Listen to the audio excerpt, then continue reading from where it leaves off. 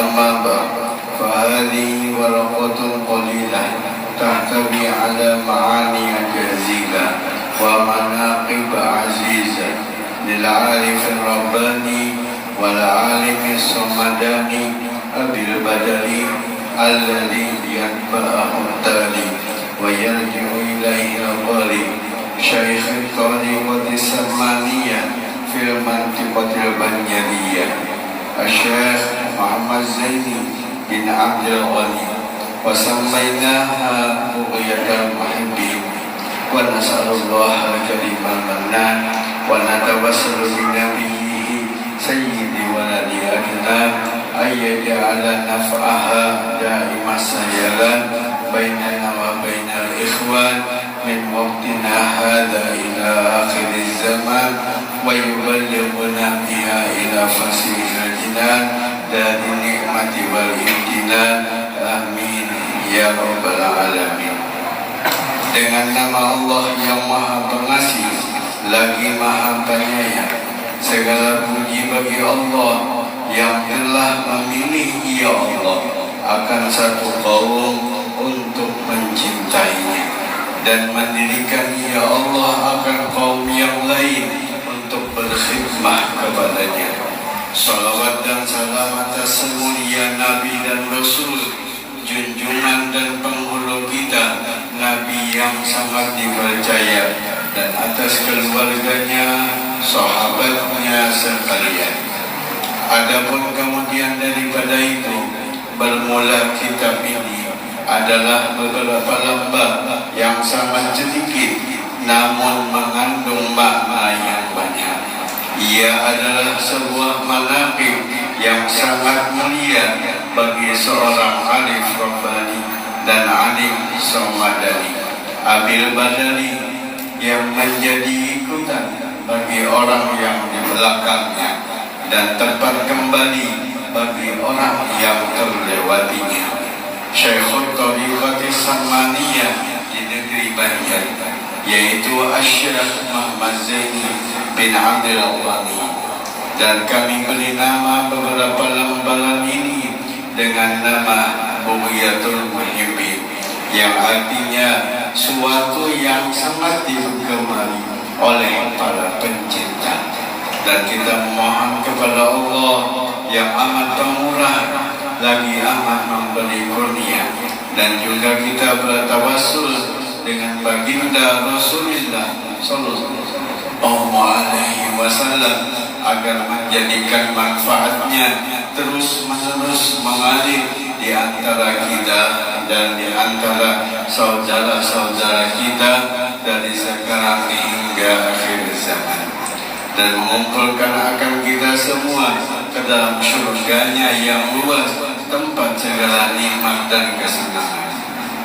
Adapun sebelum kita membaca manaqib waliullah sebagaimana disebutkan di dalam manaqib Asy-Syaikh As-Sayyid Muhammad bin Abdul Qadir Abdul Karim Al-Qadiri Al-Hasani As-Saman Al-Madani, maka hendaklah kita terlebih dahulu berbaik sangka dengan mereka agar kita mendapatkan keberkahan dan amdad dari mereka, dan hendaklah kita menjauhi dari berburuk sangka kepada mereka kerana mengakibatkan jauh dari mendapat berkah dan amdad dari mereka, sekalipun kita sudah berkhidmah kepada mereka 100 tahun lamanya. Bermula berbaik sangka kepada Allah Ta'ala dan Rasulnya dan hamba-hambanya yang soleh itu adalah wajib menurut ijma' ulama, sebagaimana sabda baginda Rasulullah sallallahu alaihi wasallam yang artinya dua perkara yang tiada ada di atasnya sesuatu yang lebih baik daripadanya, yaitu baik sangka kepada Allah dan baik sangka kepada hamba-hambanya Allah, dan dua perkara yang tidak ada di bawahnya sesuatu yang lebih jahat daripadanya, yaitu buruk sangka kepada Allah dan buruk sangka kepada hamba-hambanya Allah. Adapun kelebihan berbaik sangka itu adalah bersangatan banyak. Sebagaimana berburuk sangka itu kerugiannya juga amatlah banyak. Maka cukuplah bagi kita semua bahwa berbaik sangka itu menyebabkan baik kesudahan atau husnul khotimah, sedangkan jahat sangka itu menyebabkan jahat kesudahan atau su'ul khotimah. Na'udzubillah. Dan telah diriwayatkan bahawa manakala dibaca manaqib orang-orang solih dan manaqib wali-walinya Allah, maka akan diturunkan oleh Allah beberapa rahmat kepada orang yang membaca dan orang yang hadir mendengarkannya. Maka kita mengharap kepada Allah, mudah-mudahan dengan pembacaan manaqib ini Allah Subhanahu wa ta'ala akan menurunkan rahmatnya yang luas kepada kita semua. Amin, amin ya rabbal alamin.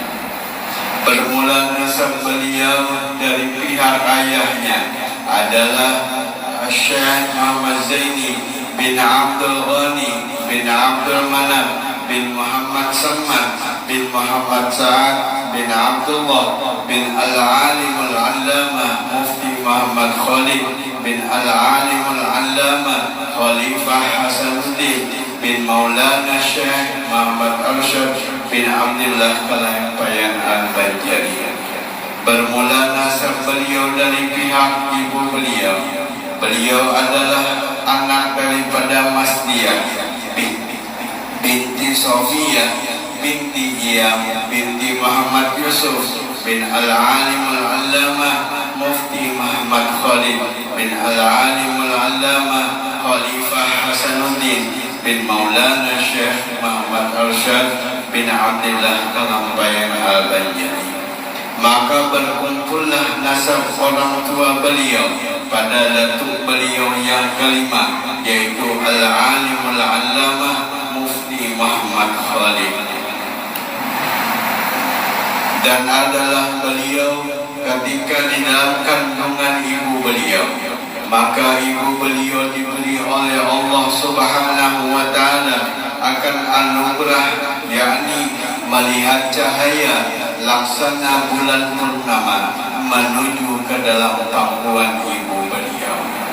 Dan juga ketika ibu beliau sedang mengidam ingin memakan akan sesuatu makanan atau buah-buahan, maka dikabulkan oleh Allah akan keinginan ibu beliau itu di dalam mimpinya, sehingga keinginan ibu beliau sudah tidak ada lagi manakala ibu beliau bangun dari tidurnya. Dan ketika mendekati masa kelahirannya beliau, pada waktu itu negeri di dalam keadaan kacau balau, yaitu waktu tentara penjajah Jepang sudah memasuki negeri Banjar. Dan untuk mendapatkan keamanan, maka kedua orang tua beliau keluar dari kampung Keroton menuju kampung Tunggul Irang sebelah, menuju ke rumah Abdullah, yakni sepupu dari nenek beliau yang bernama Sofia. Maka di sanalah mereka tinggal untuk sementara waktu. Dipilihnya kampung Tunggul Irang sebelah tersebut karena di kampung tersebut tidak pernah dimasuki oleh penjajah-penjajah sebelumnya. Hal itu terjadi karena adanya seorang ulama yang bernama Tuan Guru Haji Abdul Rahman, atau yang dikenal dengan Tuan Guru Haji Adu bin Tuan Guru Haji Zainuddin yang tinggal di sana. Dan ketika beliau dilahirkan ke alam dunia dari peluk ibu beliau, yaitu pada sekitar jam 2 malam Arba tanggal 27 Muharram 1361 Hijriah, atau bertepatan dengan tanggal 11 Februari 1942 Miladiah. Ketika itu mata beliau hanya terpejam dan tidak ada beliau menangis seperti bayi pada kebiasaannya. serta tubuh beliau pun membiru hingga nenek beliau yang bernama Sadia mengira kalau cucunya tersebut akan meninggal dunia. Tetapi dengan berkat doa dari Tuan Guru Haji Abdul Rahman, maka tubuh beliau berangsur-angsur merah seperti warna bayi kebiasaan, dan tangisan beliau pun mulai terdengar. Akan tetapi beliau tidaklah mau menyusu kepada ibu beliau, namun hanya mau beliau menghisap lidah Tuan Guru Haji Abdul Rahman. Setelah beberapa lama diketahuilah bahwa beliau mau menyusu kepada ibu beliau, manakala tidak ada orang lain di sekitar ibu beliau, yakni yang bukan mahram. Adalah nama beliau ketika masa kecilnya, yaitu Kusyairi, kemudian diganti oleh orang tua beliau dengan Muhammad Zaini atas permintaan beliau sendiri, kerana mengikuti nama seorang ulama besar, yaitu Tuan Guru Haji Ahmad Zaini bin Tuan Guru Haji Abdul Rahman Tunggul Ilah.